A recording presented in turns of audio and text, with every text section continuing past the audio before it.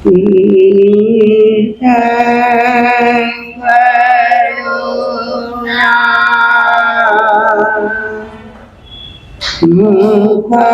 કમલ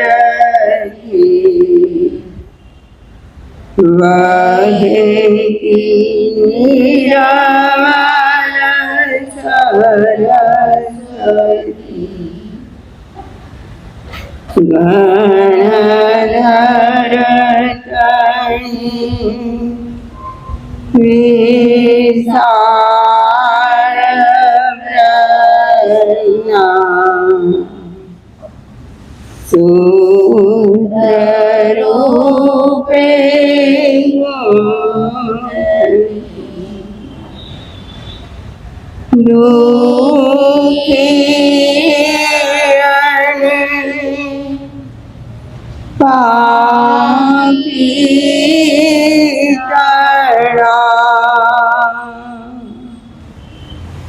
દુઃખ પાપને નિવારતી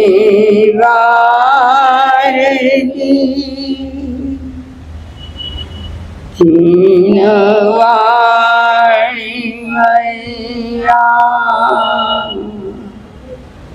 તુજ કૃપાથી હાય મુજની રમણમતી જીનવાણી મૈયા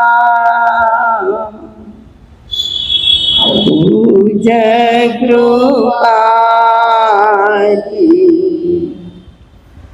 હાય મુજની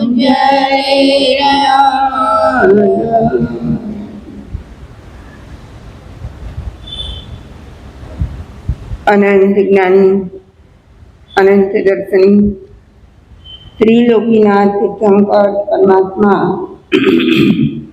શ્રમણ ભગવાન મહાવીર સ્વામીના શ્રી ચરણોમાં આપણી સૌની વંદના. મારા તમારા અનંત અનંત ઉપકારી સર્વ ગુરુ ભગવંતોના શ્રી ચરણોમાં આપણી સૌની વંદના. જીવન નયાના સુકાની પૂજ્યવરા ગુરુની મૈયા મુક્ત લીલમ મારા ભાવંદન. સમસ્ત શ્રી સંઘને મારા જય જિનેન્દ્ર. આજે મહાપર્વ શરૂ થાય છે,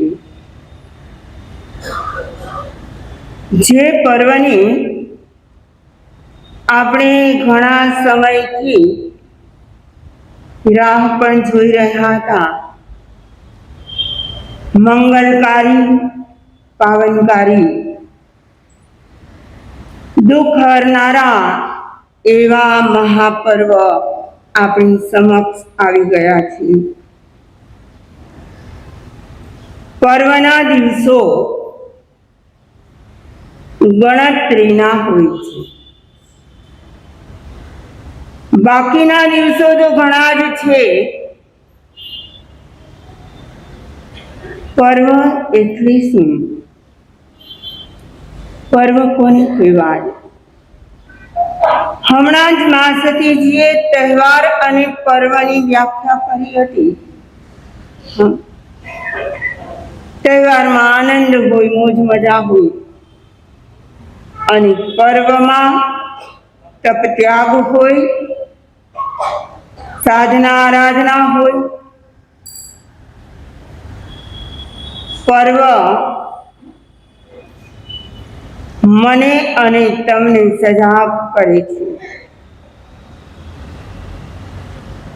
આપણે બધા કર્મભૂમિના માનવો છીએ. કઈ ભૂમિ છે આપણી? કર્મભૂમિ. અને બીજી શાસ્ત્રમાં બતાવી છે અકર્મભૂમિ. કર્મભૂમિ એનું નામ જ આપણને સૂચવે છે કે જ્યાં આવીને કોઈ પણ આત્માઓ કર્મ કરે. શું કરે? અને અકર્મ ભૂમિમાં પ્રાય કરીને કંઈ કરવાનું જ ન હોય. અકર્મ. અહીં કર્મ એટલે 8 કર્મની વાત નથી. કર્મ ભૂમિના માનવો કંઈક ને કંઈક કરે છે, કાર્ય કરે છે. સાંસારિક, વ્યવહારિક, ધાર્મિક, આધ્યાત્મિક કંઈક ને કંઈક કર્યા જ કરે. જ્યારે અકર્મ ભૂમિના માનવો, તમને ખબર છે અત્યારનો સમાજ, અત્યારની આખી દુનિયા કર્મ ભૂમિથી અકર્મ ભૂમિ તરફ વળી રહી છે. સમજાય છે? એટલે શું કે પહેલાના લોકો જે પોતાનું સ્વયં જે કામ હોય એ પણ પોતે જ કરી લેતા. આજે અન્ય પર ડિપેન્ડ છે. એમાં બધું જ સમજાઈ જાય. તમે કામ ના કરો, તમારા મશીનો કામ કરે, તમારા વર્કરો કામ કરે. મતલબ કે આપણે નથી કરવું, આપણે કઈ તરફ જઈ રહ્યા છીએ? અકર્મ ભૂમિ તરફ. કર્મ ભૂમિ એ ત્યાગની ભૂમિ છે અને અકર્મ ભૂમિ એ ભોગની ભૂમિ છે. બે ધારાઓ વર્ષોથી, પરંપરાથી, પુરાણા કાળથી ચાલી જ આવે છે. કઈ? એક છે ત્યાગ ધારા, બીજી છે ભોગ ધારા. આજ પર્યંત બંનેમાંથી કઈ ધારામાં વહેનારા લોકો વધારે મળ્યા હશે?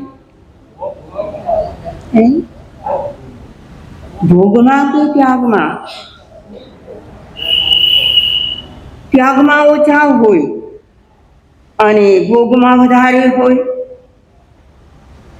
આ છે અકર્મ ભૂમિનું એક લક્ષણ. આપણે ભોગની જ વાત કરીએ તો આરામ, આરામથી રહેવું, ખાવું પીવું, મોજ મજા કરવી અને દિવસ પસાર કરી નાખવું. જ્યારે કર્મ ભૂમિના, ત્યાગ ભૂમિના લોકો ઉઠતાની સાથે શું કરે? પોતાનો જે ધર્મ મળ્યો છે, પોતાના જે દેવગુરુ ધર્મ મળ્યા હોય એને અનુરૂપ કંઈક ને કંઈક તપ, ત્યાગ, વિધિ, અનુષ્ઠાન, આપણા જૈન ધર્મની દ્રષ્ટિએ જોઈએ તો જાપ કરે, સામાયિકો કરે, પ્રાર્થના કરે, વંદના કરે. તો એક છે કર્મભૂમિ, બીજી છે અકર્મ ભૂમિ. કર્મ ભૂમિ આપણને ત્યાગ શીખવાડે છે. કંઈક છોડો. શું કરો? તમને છોડવું ગમે કે મેળવવું ગમે? શું ગમે? મળી જાય તો ગમે કે છોડવું પડે તો ગમે? તમને મળી ગયું છે, તમારા પુરુષાર્થથી મળ્યું છે, તમારા પુણ્યથી મળ્યું છે, તમારા સારા સંયોગોથી મળ્યું છે, પણ એને છોડવું ગમે કે હજુ નવું મેળવવું ગમે? વિચારી લેજો. આપણી કર્મભૂમિના માનવો છીએ. હા, એમાં પણ આપણને ભરત ક્ષેત્ર મળ્યું, ભારત ભૂમિ મળી, તીર્થંકરોની ભૂમિ મળી. કેટલા બધા સારા સારા સંયોગો મળ્યા. જૈન કુળ મળ્યું, દેવગુરુ ધર્મ મળ્યા અને આગમો મળ્યા, ગુરુજનોનો સંયોગ મળ્યો. આપણને મળવામાં કંઈ બાકી તો નથી. હા, અને છતાં પણ આપણે અહીંથી છટકીને આ સર્વ સામગ્રી, સર્વ સંયોગોમાંથી દૂર નીકળી જઈને ક્યાં જવું છે? ફોરેન જવા માટે જે ઉત્સુક હોય, ટિકિટો આવી ગઈ હોય અને જવાની તૈયારી હોય, એ ત્યાં ભોગભૂમિ છે કે ત્યાગ ભૂમિ છે? કઈ ભૂમિ છે? ભોગભૂમિમાં જવાનો ઉત્સાહ છે અને ત્યાગ ભૂમિને છોડવાનો ઉત્સાહ છે. ફરી ફરીને આ કર્મભૂમિ, આ ત્યાગ ભૂમિ મળશે કે નહીં મળે? આપણું આકર્ષણ જ્યાં હોય ત્યાં ઉત્પત્તિ થાય. શું? જ્યાં આપણી પ્રીતિ હોય ત્યાં આપણી ઉત્પત્તિ થાય. જવું છે ભોગભૂમિમાં કે આ ત્યાગ ભૂમિ સારી છે? આજના પ્રવચનનો વિષય છે. કોણ વાંચીને આવ્યું છે? પેમ્પલેટ જ નથી આવ્યા. હા, ત્યાગ ભૂમિ અને ભોગભૂમિ આ બંનેની જ્યારે આપણે વાત કરીએ છીએ ત્યારે આજનો પ્રવચનનો વિષય છે ત્યાગ પર્વ, યાને અપાણં ગોસિરામી. આજનો વિષય શું છે? ત્યાગ પર્વ. યાને એટલે એનો અર્થ એ કે અપાણં ગોસિરામી. શું અર્થ છે અપાણં ગોસિરામીનો? બધું છોડી દેવું. મનસુખભાઈ કહે છે કે બધું જ ત્યાગી દેવાનું. અપાણં ગોસિરામી. ગોસિરામી કેવો મજાનો શબ્દ ભગવાને આપ્યો છે. ગોસિરાવું એટલે શું?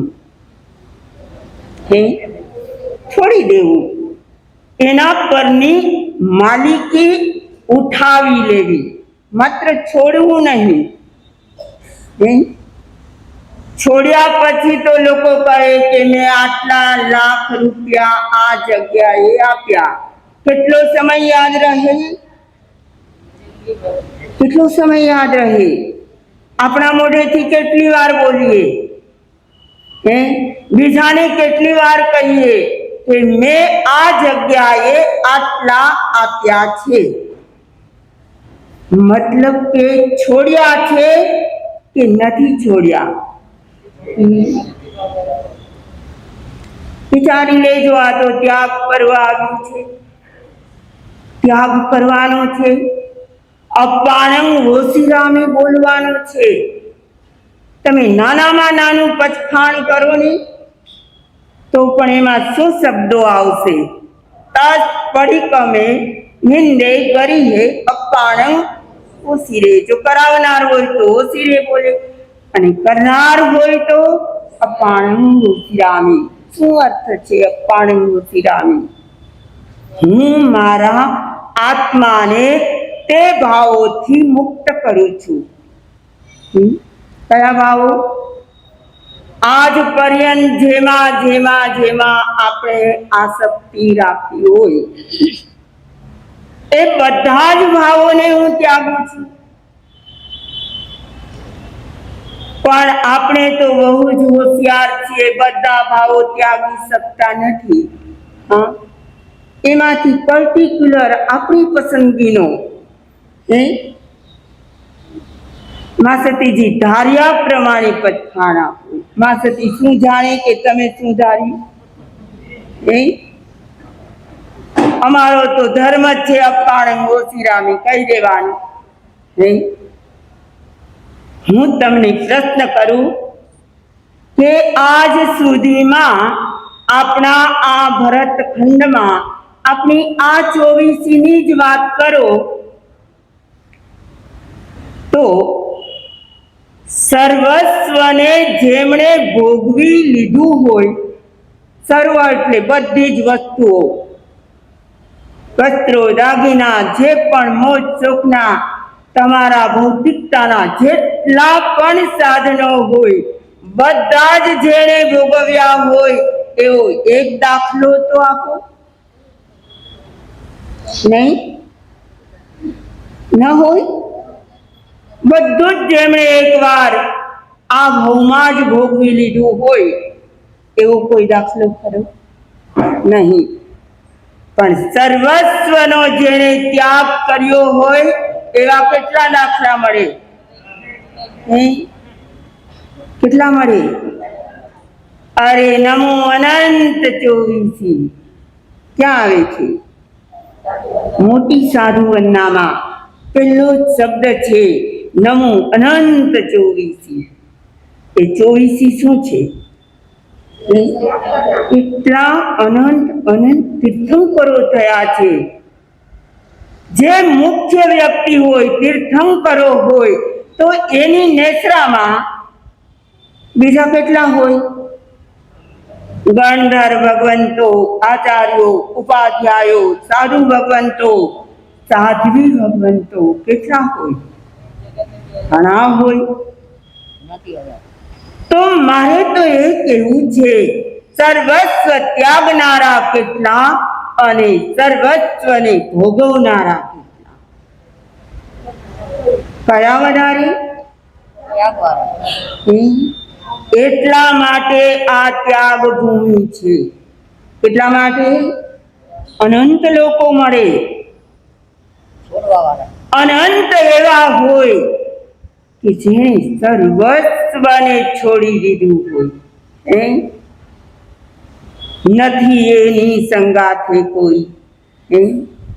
ઉપર ધરતી, અરે નીચે ધરતી, આગ છે ઉપર, એની સાથે શું હોય? અરે ભગવાન મહાવીર જ જ્યારે નીકળ્યા હશે ત્યારે એની સાથે, એની પરિચર્યા માટે, એની વયાવટ માટે, એની સિક્યુરિટી માટે કોણ ગયું હતું? નહીં? ભગવાન હતા, તીર્થંકર હતા, કોઈ સાથે નહીં. એને કોઈ જોઈતા એ ના હતા. આવો સર્વસ્વનો ત્યાગ કોણે કર્યો? આપણા સર્વ તીર્થંકરોએ, ગણધર ભગવંતોએ.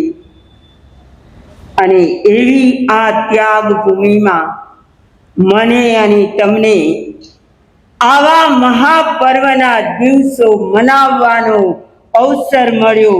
આપણે બધા પણ કેટલા ભાગ્યશાળી છીએ કે નથી?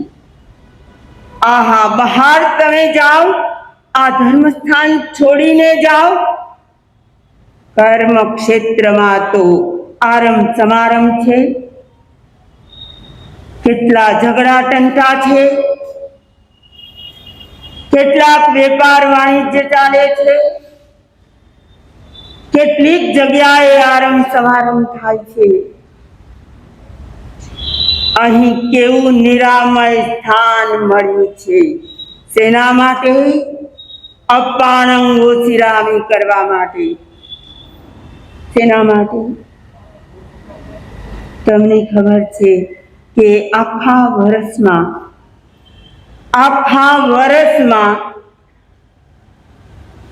આખું વર્ષ પસાર થાય, અયન એટલે 6 મહિના પસાર થાય, 4 મહિના પસાર થાય, મહિનો પસાર થાય, પખવાડિયું જાય, અઠવાડિયું જાય, કલાકો જાય, મિનિટો, સેકન્ડો, ક્ષણ અને પળ જાય. કેટલા વિતાવ્યા મેં અને તમે બધાએ.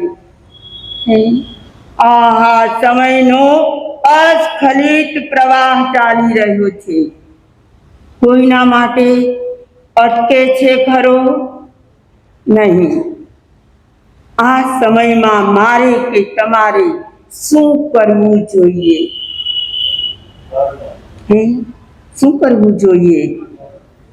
અરે, બીજું કઈ યાદ રાખો યા ન રાખો, આપણે ત્યાગ ભૂમિમાં આવ્યા છીએ. શેમાં આવ્યા? પરમ પુણ્યના ઉદય હશે ત્યારે આ કાળમાં, કેવો કાળ છે? દુષ્મ પંચમ કાળ છે, દુખિયારો કાળ છે, અને છતાં અહીં બેઠેલા બધા જૈનત્વને પામ્યા છે. આ કઈ ઓછા પ્લસ પોઈન્ટ છે આપણા? અને પામ્યા પછી શું? મોટું પ્રશ્નાર્થ ચિહ્ન છે. બધું જ મળી ગયું, પણ એ બધું જ ભોગવી લેવા માટે કે છોડવા માટે? આપણા પરમાત્માનો ઉદ્દેશ ત્યાગ માટે હોય કે ભોગ માટે હોય? તો આપણે ત્યાગ કઈ રીતે કરશું? તમે કહેશો, અત્યારે અમારા ઘરનો ત્યાગ કરીને અહીં આવીને બેસી ગયા. ત્યાગ કર્યો નહીં? આંશિક પણ ત્યાગ તો કર્યો નહીં. ભલે આખું ઘર તમારી પેલી ચાવીમાં જ છે, તમારી સાથે જ છે, હા, નથી, પરંતુ ત્યાગ કરવો એટલે શું? અને અપાણં હોશિરામીના ભાવો એટલે શું? ઘણી વાર બોલી લઈએ, પણ બોલવા માત્રથી નહીં, આપણા આચરણમાં આવવું જોઈએ, આપણા આત્માથી છૂટવું જોઈએ. શાનાથી? આ ત્યાગ પર્વના 4 મહાન એવા સંદેશાઓ આજે આપણે કહેવા છે. પેલું, નમો. શું કરવાનું? નમવાનું. કોણ નમી શકે? કોણ નમી શકે? જેમનો અહંકાર ગયો હોય તે નમી શકે. અહંકાર સાબુત હોય, મારા જેવું બીજું કોઈ જ નહીં એવો ભાવ હોય, એ વ્યક્તિ ક્યાંય નમે ખરા? આપણો મહામંત્ર એની શરૂઆત જ નમોથી થાય છે. એક નાનકડા બાળકને પણ પૂછો, બેટા નવકાર મંત્ર બોલ, પહેલો શબ્દ કયો બોલશે? અરિહંતાણું હજુ આવડતું હોય, ના પણ આવડતું હોય, પણ તો એ શું બોલે? નમો નમો. એ શું બતાવે છે? આ ત્યાગ પર્વ કહે છે અહંકાર ત્યાગો અને નમો એટલે નમસ્કારના ભાવ રાખો, નમવાના ભાવ રાખો. મતલબ કે વિનય ધર્મને અપનાવો. એક વસ્તુ છોડીએ તો બીજી વસ્તુ આપણને સેજે સેજે સામેથી મળી જ જાય, પણ છોડવાનો ક્યારેક પ્રયોગ કરીએ તો ખબર પડી. એક વસ્તુનો ત્યાગ એ બીજી વસ્તુની પ્રાપ્તિ છે. અહંકાર ત્યાગે તો નમોના ભાવ આવે, વિનય ધર્મ આપણામાં આવે. અને આપણે આજ સુધીમાં ક્યાંક ક્યાંક નમ્યા પણ હશું, ના નમ્યા?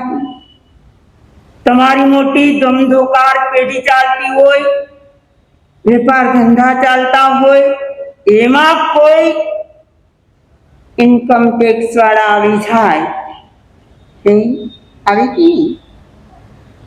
તો એમની સામેનું તમારું વર્તન કેવું હોય? નમ્ર કે ઉદ્ધત?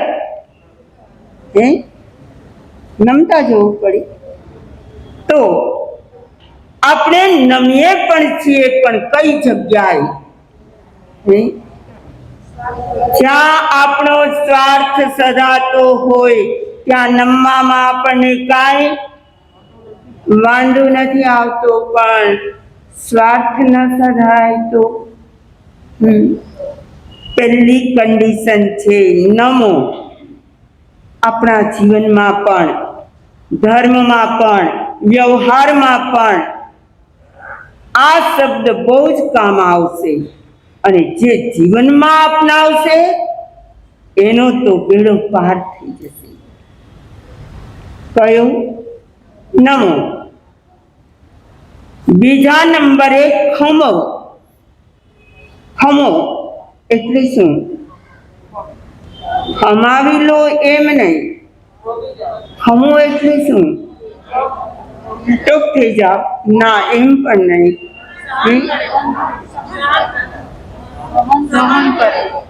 ખમો એટલે સહન કરો, એ થોડુંક નજીકનું છે.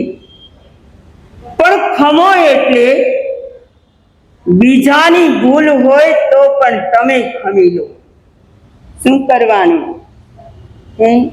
આપણી ભૂલ તો આપણે સહેવાની જ હોય, એને સુધારવાની જ હોય.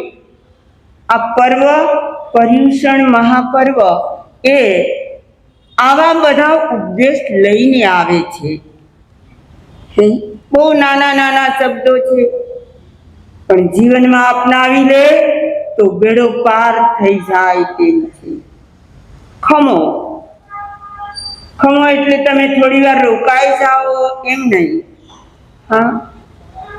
ભૂલ બીજાએ કરી છે અને એ ભૂલને આપણે ખમી લઈએ, આપણા સર પર લઈ લઈએ અને એમને આપણે મુક્ત કરી રહીએ, એને કહેવાય ખમો.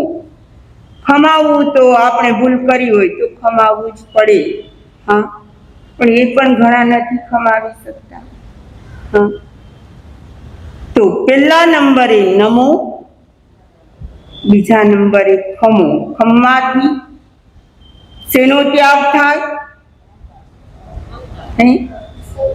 ખમવાથી સહન કરે અથવા બીજાની ભૂલને પોતાના સર પર લઈ લે તો એને ક્રોધ જાય. શું જાય? ક્ષમાનો ભાવ આવી જાય, સહનશીલતા આવી જાય. પહેલામાં અભિમાન જાય, બીજામાં ક્રોધ જાય. એનો ત્યાગ કરવો પડે ત્યારે આપણે ખમી શકીએ. ત્રીજા નંબરે દમો. દમો એટલે દમન કરો. શાનું? ઇન્દ્રિયોના વિષયોનું દમન કરો. મન થઈ જાય કે આપણે તો કંદમૂળ ખાવું જ છે, પણ તરત એને વિચાર આવે કે અત્યારે તો મહાપર્વના દિવસો, અત્યારે તો લીલોતરી પણ ના ખવાય અને કંદમૂળ ખવાય નહીં. તો એના મનને વાળી લે. મન થઈ જાય કે આજે આપણે ફરવા જવું છે, બગીચામાં જવું છે, અહીં જવું છે, પણ વિચારે કે પર્વના દિવસો ચાલે છે. આ ત્યાગ પર્વના સંદેશાઓ છે. તમારી દરેક ઇન્દ્રિયોનું દમન કરો. ઇન્દ્રિયો જે માંગે ને એ આપવું નહીં, એને જે ભાવતું હોય તે નહીં, પણ એ જે ઈચ્છે તે પણ નહીં, એનું પણ દમન કરો. દમતા જાઓ. દમો એ ત્રીજો સંદેશ છે. દમન કરવાથી શું થાય? આપણી આસક્તિ તૂટે. શું તૂટે? જેમ જેમ વ્યક્તિ દમન કરતી જાય એમ એમની આસક્તિ ઓછી થતી જાય. અને દમન ના કરે તો ઘણા લોકો કહે પરાણે પચખાણ શું કામ લેવા, પણ તમારા અંતરના ભાવ ભેળવીને પણ આવું તો બધું ઘણું કર્યું, હવે આપણે મર્યાદિત જીવનમાં આવી જવું છે એમ માનીને શું કરવાનું? ઇન્દ્રિયોને દમન કરી દેવાનું. તો ત્રીજો સંદેશ છે દમો. અને આ ત્રણ જેનામાં આવી જાય એને ચોથો સંદેશ છે રમો. ક્યાં રમવા જશો? ક્યાં રમવાનું છે? આપણે અનેક પ્રકારની રમતો આજ સુધીમાં રમી ચૂક્યા છીએ. કાંઈ બાકી રાખી? વિચારી લેજો. આ ત્યાગ પર્વ આપણને અનેક સંદેશાઓ આપે છે. એમાંના આ 4 મુખ્ય સંદેશાઓ છે. આત્મભાવમાં રમણતા કરવી. રમવું ક્યાં? કોઈ ગેમથી રમવું નથી, કોઈ સ્થળે જઈને રમવું નથી. ઘણા જતા હોય ક્લબમાં તો ત્યાં જઈને પણ રમવું નથી. રમવાનું સ્થાન પણ આપણી પાસે જ છે. આત્મભાવમાં રમણતા કરો. એમાં અનંત ગુણો છે. એ અનંત ગુણોને ઓતપ્રોત થઈને માણી લો, ખબર પડે કે આત્મરમણતા શું કહેવાય.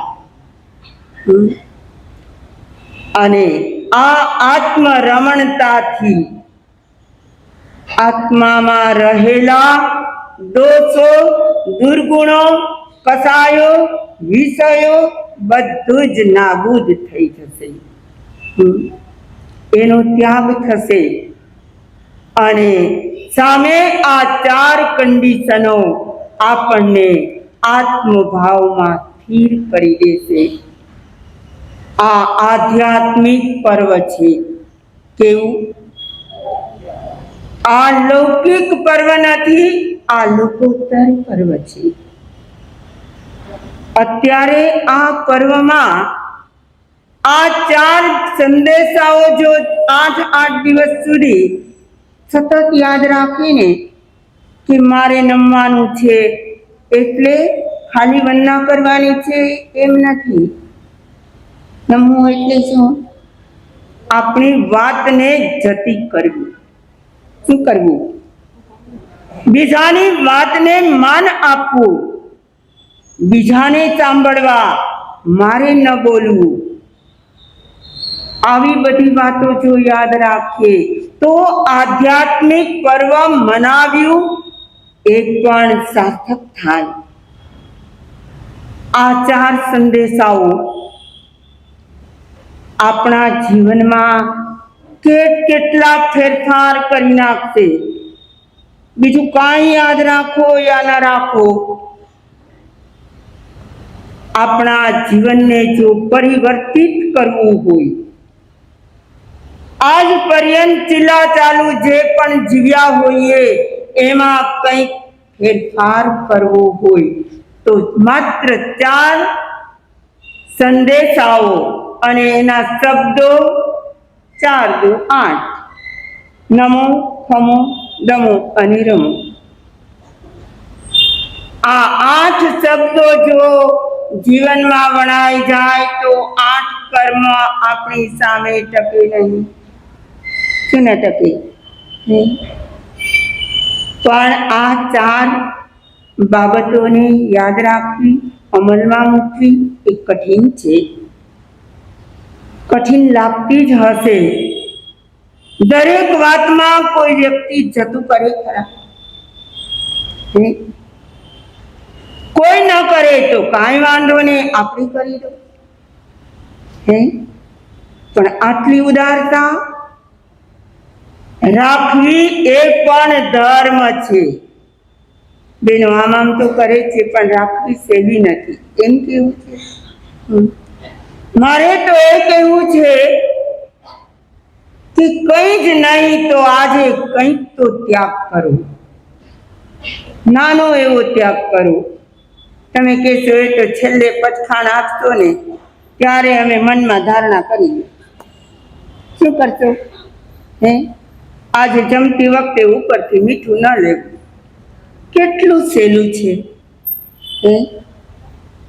પણ આ ત્યાગ કરીને પણ આપણે હાથ જોડીને લોકોને બતાવીએ તો ખરા કે અમે કંઈક પતખાણ કર્યા.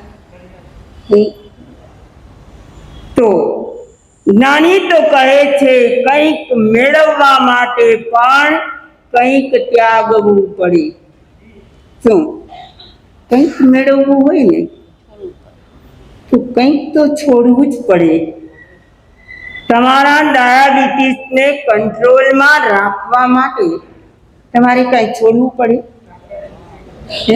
આ સાકર છોડવી પડે, મીઠાશ બધી છોડવી પડે. તમારા બીપીને કંટ્રોલમાં રાખવા માટે તો કે નમક છોડવું પડે. કંઈક મેળવવા માટે યાદ રાખજો, કંઈક મેળવવા માટે કંઈક છોડવું જ પડે છે. આજ પર્યંત તમે જે પણ મેળવ્યું હશે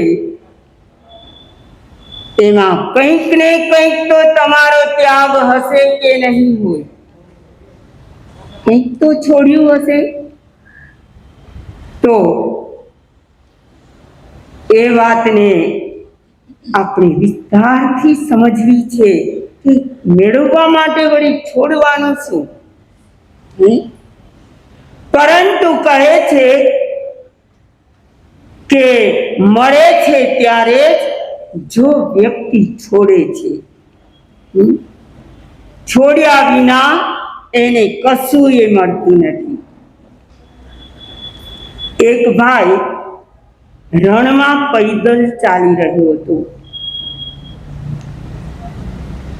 પૈદલ ચાલતા ચાલતા ચાલતા એમની સાથે જે ભોજન સામગ્રી છે, જે પાણી વગેરે છે, એ બધું ચાલતા ચાલતા આજે કાલે પરમ દિવસે એમ કરતા કરતા બધું વપરાવા માંડ્યું. રણ પ્રદેશ છે, બીજું તો કશું એ મળતું નથી. હવે એ માણસે જોયું કે પોતાનો જે પાણી ભરેલો કુંજો છે એ કુંજામાં પાણી પણ હવે ખતમ થવા આવ્યું છે, બહુ થોડું છે. અને એ પણ ચાલતા ચાલતા તરસ લાગી અને એ પાણી પણ પીવાઈ ગયું. હવે વિચારે છે કે ખાવાનું તો નથી પણ પાણી પણ નથી, શું કરી? આગળ તો વધવું પડે તેમ છે. અને આગળ ચાલતા ચાલતા ચાલતા એ તપાસ કરે પણ શું મળે રણ પ્રદેશમાં? રેતાળ પ્રદેશ છે અને બપોરનો સમય હોય, ધમધોકતો તડકો હોય, અકળાઈ ગયા હોય, એવા વખતે એને પાણી યાદ આવે કે ના? એ તપાસ કરે છે, ક્યાંય ઝૂંપડા જેવું દેખાય, કોઈ રહેતા હોય, કોઈ માણસનું આવાગમન હોય, પણ કોઈ મળતું નથી. અને ઘણું ચાલ્યા પછી દૂરથી એને એક ઝૂંપડી જેવું લાગ્યું. થોડીક આશા બંધાણી કે કંઈક તો છે, નજીક જઈશ એટલે ખબર પડશે. અને એ ભાઈ એ તરફ ચાલવા લાગ્યો. હવે નજીક ગયો ત્યારે ખબર પડી કે આ તો ઘાસની એક ઝૂંપડી છે, પણ કોઈ માણસોનું આવાગમન નથી. એ સાવ નજીક ગયો, ઝૂંપડાનો નાનકડો એવો ઘાસનો દરવાજો એ ખોલ્યો, અંદર ગયો. આશામાં ને આશામાં માણસ શું ન કરી, અંદર પણ ગયો. અંદર જઈને જોયું તો એની આશાને થોડુંક આશ્વાસન મળે એવું કંઈક જોયું. એક ખૂણામાં હેન્ડપંપ હતો. હેન્ડપંપ સમજો છો? પેલા લોકો ડંકી કહેતા. એ હેન્ડપંપ જોયો અને એને આનંદ થઈ ગયો કે હેન્ડપંપ શેના માટે હોય? પાણી માટે જ હોય. હમણાં હલાવી અને એમાંથી શું નીકળશે? પાણી.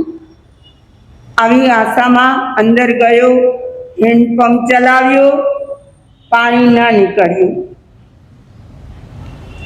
હવે નિરાશ થઈ ગયો. ઝૂંપડામાં આસપાસ બધે નજર કરી તો એક ખૂણામાં એક બોટલ પડી છે. એને થયું કે બોટલમાં પણ કંઈક હશે. નજીક ગયો અને બોટલનું ઢાંકણું પેક હતું. એમાં પાણી ભરેલું હતું અને બોટલ પર એક ચિઠ્ઠી લગાવેલી હતી કે આ બોટલનું પાણી તમે હેન્ડપંપમાં નાખો પછી પાણી નીકળશે. શું આવું એને સૂચના કરેલી છે અંદર ચિઠ્ઠીમાં?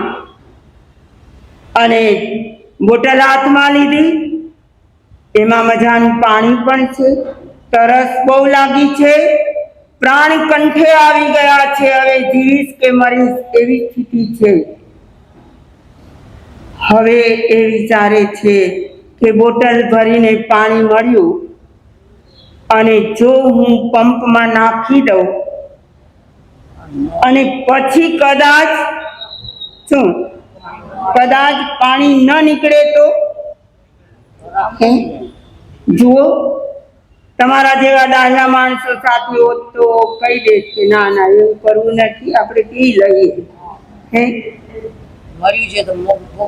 હા, તો એ ભાઈ વિચારે છે કે હવે શું કરવું? એને થયું, એને પણ અવઢવ તો થાય ને. એ વિચારે છે કે પાણી આમાં નાખી દઉં, અગર પંપ ચલાવું અને પાણી જો ન આવે તો આ બોટલનું પાણી પણ જાય ને. પછી શું કરાય? તમે શું સલાહ આપો? પી લ્યો. આમ કરે છે બધા. થોડુંક પી લે. એમાં લખ્યું છે કે આ પાણી નાખશો એટલે પાણી આવશે. પણ ન જાણે ધરતીના તળમાં જ પાણી સુકાઈ ગયું હોય. ન જાણે કદાચ આ પંપ પણ ખરાબ થઈ ગયો હોય અને પાણી ના આવે તો મારું તો બધું જ જાય ને. આવો ધંધો કોણ કરે કોઈ? પેલો ભાઈ વિચારે છે કે ભગવાન પર ભરોસો રાખીને, કોના પર રાખી શકાય? કષ્ટના સમયમાં જ્યારે પ્રાણ કંઠે આવી ગયા હોય, જીવશું કે મરી જશું એ ખબર ના હોય, તે વખતે ભગવાન પર ભરોસો રાખવાનો. ત્યારે જ રાખવાનો હોય. ક્યારે રાખવાનો? પેલા ભાઈને થયું કે આ બોટલ પર સૂચના તો લખી છે કે આ પાણી નાખશો એટલે પંપમાં પાણી આવશે. મનમાં ભાવ નથી છતાં પણ એણે શું કર્યું? પાણીની બોટલનું ઢાંકણું ખોલ્યું અને એ પંપમાં નાખ્યું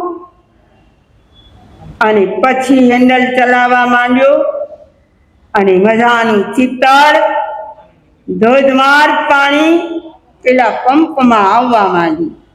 આહા, મારે તો એ કહેવું છે, કંઈક મેળવવા માટે કંઈક છોડવું પડે. એમને મળી જાય.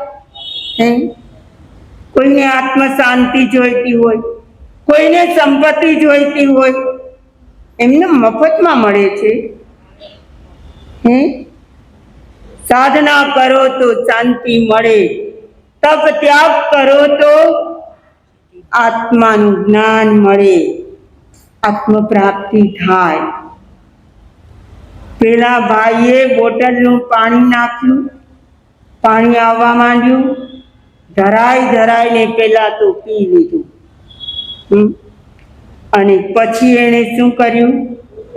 પોતાનો જગ હતો સાથે, એ આખો મજાનો તાજા ઠંડા પાણીથી ભરી લીધો. પણ એ બોટલ પર લખ્યું છે, લાસ્ટમાં સૂચના કરી છે, છેલ્લે આ બોટલ ભરીને પેક કરીને એ જગ્યાએ મૂકીને પછી જજો. જુઓ, કોને કામ આવશે? બીજાને કામ આવશે. એમાં ગફલતમાં રહીએ કે હવે બીજાનું જે થવું હોય તે થાય. અને એવું જ જો આપણી પહેલાના કોઈએ વિચાર્યું હોય તો આપણને પાણી મળે. તો વિચારવું કેવું કે બીજાને પણ કામ લાગે.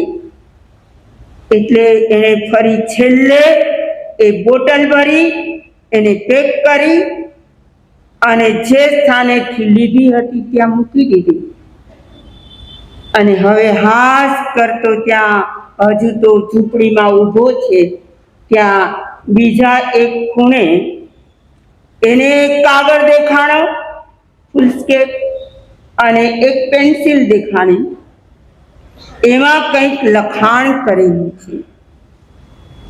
એમાં લખ્યું હતું કે આ અટવીમાંથી, આ રણ પ્રદેશમાંથી તમારા ગામ તરફ જવાનો, એટલે કોઈ પણ સિટી આવે એ તરફ જવાનો રસ્તો આ રીતે જશો, આ દિશામાં જશો. એટલે આખું લોકેશન આપેલું, માર્ગદર્શન આપ્યું. અને પેલો ભાઈ વિચારે છે, હા હવે તો જવાનો રસ્તો પણ બતાવ્યો. પછી એને થયું કે મારા તરફથી હું એક સૂચના, પેન્સિલ કાગળ મળ્યા છે તો ઉપયોગ કરી લઉં. એટલે એમણે કહ્યું, એટલે લખ્યું કે આ હેન્ડપંપ એક્ટિવ છે, આ હેન્ડપંપ એક્ટિવ છે. સમજી ગયા? કારણ કે આવનારાને ખબર પડે કે આ એક્ટિવ છે તો પાણી નાખવામાં વાર ન લગાડે, એને અવઢવ ન થાય, એને મનમાં વિચાર ન આવે કે આ નાખી દઈશ તો બીજું પાણી મળશે કે નહીં. એટલે બીજાને પણ હાશકારો થઈ જાય એના માટે એને શું લખ્યું કે આ હેન્ડપંપ એક્ટિવ છે. અને એમ કરીને પાણી પીને બહાર નીકળ્યો. મારે એ કહેવું છે, આજનું ત્યાગ પર્વ છે. કયું? ત્યાગ કરવો જ પડે. શેના માટે? કંઈક મેળવવા માટે. કંઈક મેળવવું છે તો કંઈક ત્યાગો. અને ત્યાગીએ એટલે પચખાણ કરવા પડે. માત્ર બોલવાથી ત્યાગ ના થાય. તમને ખબર છે, આપણા ભગવાને ઉત્તરાયણ સૂત્રના 29મા અધ્યયનમાં પચખાણનો મહિમા બતાવ્યો. શાનો? પચખાણ કરવાથી શું લાભ મળે? ગુરુ ગૌતમ સ્વામી ભગવાનને નમસ્કાર કરીને, વંદન કરીને કહે છે, પચખાણેનં ભંતે જીવે કિમ જણય. પરમાત્મા જીવ છોડે તો ખરો, પણ પચખાણ ન કરે તો? કહે છે પચખાણ કરવાથી શું લાભ મળે? ત્યારે ભગવાન પરમ કરુણાળુ છે. એક એક પ્રશ્નના ગૌતમને સચોટ જવાબ આપ્યા છે. એ કહે છે, આસૌ દારાયું નિરુંધય. આશ્રવના બધા જ દ્વાર બંધ થઈ જાય. તેનાથી પચખાણથી. કોઈ નાના બાળકે એકાસનું કર્યું હોય અને તમે તો બધા એને ઢીલા પાડવાનો પ્રયાસ કરતા હોય, પચખાણ અત્યારે નહીં કરતો, ક્યારે કરશે? સાંજે કરશે. એવું તો કહો ને. પછી એ પચખાણ લઈને કદાચ પાડી પણ ન શકે, એટલે મા બાપ વડીલો બધા ના પાડતા હોય, પણ શું કહે કે પછી કરશે. અને પચખાણ ન કરે અને બાળક કદાચ એમને મેં એકાસનું કરી લે તો લાભ મળે કે ના મળે? એટલે સાંજ પડે એને ફરી પાછા ધર્મ સ્થાનકમાં લાવે. આ બધા વડીલોની જવાબદારી હોય છે. એટલે લાવે સંતો સમક્ષ અને કહે કે હવે આને પચખાણ કરાવી દો. શા માટે? પચખાણનો મહિમા છે. અને કદાચ તમે મોટી ઉંમરના હો ને પચખાણ ન કર્યા હોય અને કદાચ જરાક માથું ચડ્યું, ચા વિના નહીં ચાલે. શું કહી દે? ચા વિના નહીં ચાલે. ખાલી ચા પીને ઉપવાસ કરી લો. આવા પણ ભાગ્યશાળી હોય. તો અગર પચખાણ ન કર્યા તો ચા પીવાની તમને મનમાં ઈચ્છા થઈ, પણ પહેલેથી પચખાણ કરી લીધા હોય તો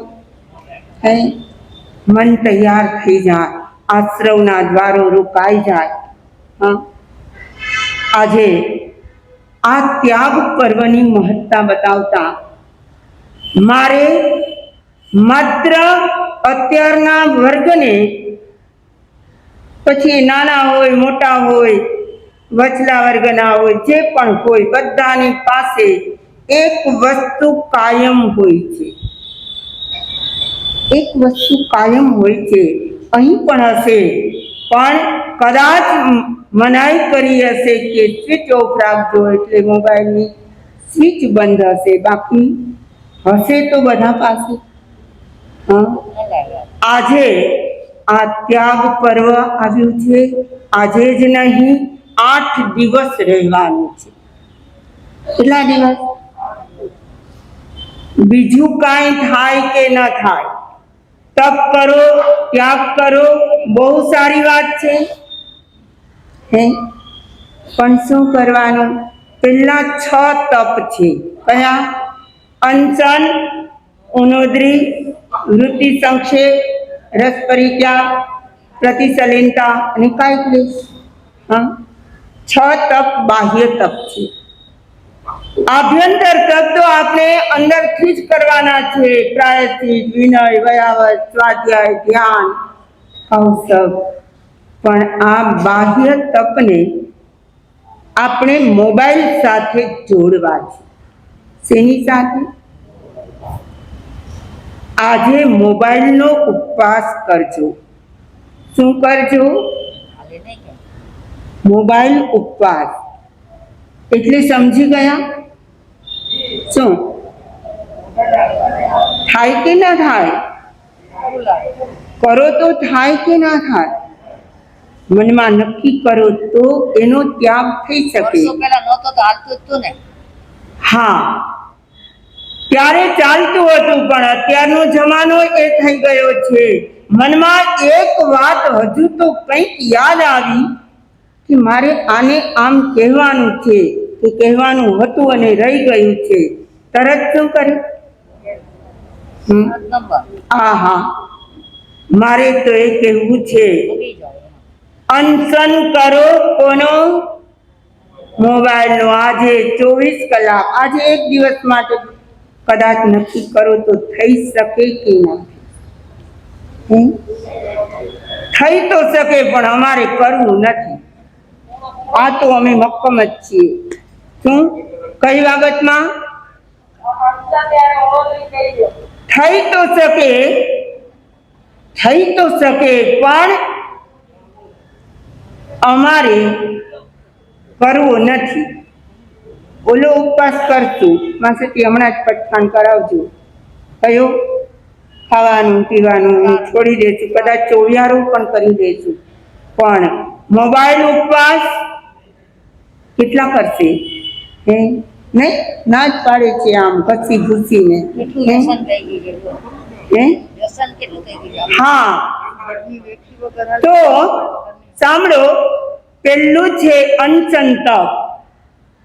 આખો દિવસ 24 કલાક અત્યારથી લઈને કાલના 11 વાગ્યા સુધી, ભલે ને કાલની સવાર સુધી રાખો તોય ચાલશે. હા, તો એને કહેવાય અનશન. તદંતર મોબાઈલને હાથ જ નહીં લગાવવાનું.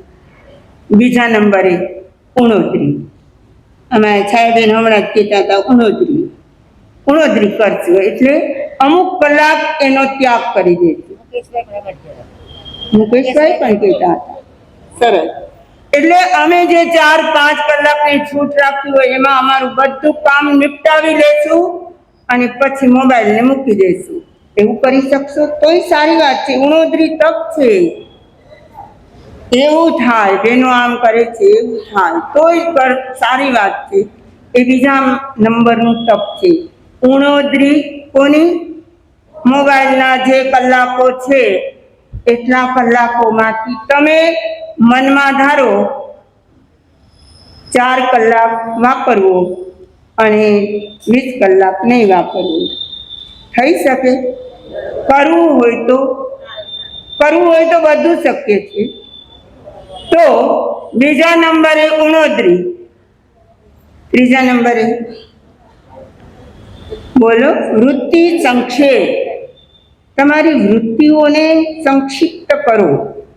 એટલે મનમાં નક્કી કરો કોઈનો મોબાઈલ આવે ને તો ઉપાડવાની છૂટ મારે કરવો નથી. આટલું થઈ શકે? ના, અમારે પણ કોઈને કાંઈ કહેવું હોય તો અઘરું કામ થતું જાય. ત્રીજા નંબરે વૃત્તિ સંક્ષેપ. મોબાઈલનું વૃત્તિ સંક્ષેપ એટલે આવે તો ઉપાડવો અને સામેથી કરવો નહીં. એ નહીં થાય? થાય તો થાય. ચોથા નંબરે રસ પરિત્યાગ. રસ પરિત્યાગમાં શું હોય ખબર છે ને? કે આપણને ભાવતા ભોજનો હોય કે કાંઈ પણ હોય એને છોડવાના હોય. પણ અહીં એ વાત નથી. એમાં પણ કંઈક રસ હોય છે. હોય? અરે તમે પૂછો જ માં કે શેનો રસ આ મોબાઈલમાં ભર્યો છે. એમાં કોઈને શેર બજારની વાત જ સવારથી જોવી હોય એમાં રસ હોય. કોઈને મેચ જોવી છે તો કોઈને ગેમ રમવી છે. પોતપોતાની પસંદ હોય ને અને પોતાની જે ઈચ્છાઓ હોય એની પૂર્તિ એ સાધનથી કરતા હોય. તો શું કરવાનું? રસ પરિત્યાગ. શાનો? મોબાઈલમાં રસ પરિત્યાગ. જે વસ્તુ આપણને ગમતી હોય, જેની પાછળ આપણે કલાકો ગુમાવતા હોય, ન ગુમાવી? ઘણા સાસુઓ કહેતા હોય અને ઘણી વહુઓ પણ કહેતી હોય કે અમારા સાસુને બહુ રસ છે. હા, જેનો એવું નથી કે નાના જ રમે છે. હા, મારે એ કહેવું છે કે રસ પરિત્યાગ, મોબાઈલ રસ પરિત્યાગ. અને 5મા નંબરે વૃત્તિ સંક્ષેપ. એમાં તમારી ઘણી બધી પ્રતિસલીનતા. પેલું કાચબો હોય ને એ પોતાના અંગો પાંગને ઢાંકી દે, બહાર ન કાઢે. એની જેમ પ્રતિસલીનતા વાળાને શું કરવાનું હોય કે પોતાની મનમાં જે ભાવ હોય ને એ પ્રમાણે કરી ન શકે. મોબાઈલમાં એવું શું હોય કે તમારી ફેસબુક હોય, તમારે શું હોય મને તો ઇન્સ્ટાગ્રામ હોય, બીજું શું હોય, ઘણું બધું હોય. અને એમાં તમારું મન લાગેલું હોય પણ તમે એમાં ન જાઓ તો તમારું ત્યાગ કહેવાય. એ પ્રતિસલીનતા. અને કાય ક્લેશ એટલે તમારા મનને મારો, તમારી વૃત્તિઓને, ઈચ્છાઓને તમારા મનમાં જે ભાવ થાય એ પ્રમાણે આમ હાલતા ને ચાલતા ટપ ટપ કરીને મેસેજ મોકલી દો ને એ જે કરવાનું હોય એ થઈ શકે નહીં. તો આ છે મોબાઈલના 6 તપ. આજે તો ત્યાગ કરવાનો છે, ત્યાગ પર્વ છે. કયું? આજે ત્યાગ પર્વ શરૂ થયું છે. શરૂઆત તમે મોબાઈલથી કરજો અને પછી અમારી સામે હાથ જોડીને ખાવા પીવાના અથવા પહેરવા ઓઢવાના ઘણા એવા પણ પછાણ કરશે. 8 દિવસ માટે આમ ન કરવું, આમ ન કરવું, આમ ન કરવું, કેટલું લિસ્ટ બનાવી રાખ્યું હશે. સારી વાત છે, એ પણ કરવા જેવું જ છે. પણ સાથોસાથ આ મોબાઈલને તમે જેમ ભૂલતા નથી એમ આમાં પણ ભૂલતા નહીં. આ 6 તપમાં મોબાઈલના 6 તપ તમે એમાંથી થઈ શકે એટલા અને ધારો તો એક સાથે બધા અનશન તપમાં આવી જશે. આવી જાય ને 24 કલાક એ મોબાઈલ મૂકી જ દો. તો મારે તો એ કહેવું છે, આ બધા જ પચખાણ લેતી વખતે અમે બોલશું અપાણં ઓસિરે અને તમારે શું બોલવાનું છે? અપાણં ઓસિરામી. આજનું પર્વ આવો ત્યાગ શીખવાડે છે, તપ શીખવાડે છે. આવો પરિત્યાગ કરીને આત્મભાવને પ્રાપ્ત કરવાનું શીખવાડે છે. કંઈક મેળવવા માટે જીવે કંઈક છોડવું પણ પડશે. તમારે વ્યાખ્યાનમાં 2 કલાક બેસવું હોય તો ઘરકામ છોડીને અહીં આવ્યા તો છો ને, કંઈક છોડીને તો આવ્યા છો. બરાબર આવી જ રીતે આત્મભાવને મેળવવા, ધર્મ ધ્યાનને પામવા, આત્મ શાંતિ મેળવવા આપણે કંઈક ને કંઈક ત્યાગ કરીએ તો મારા અને તમારા આત્માનું કલ્યાણ થાય. વિશેષ ભાવ.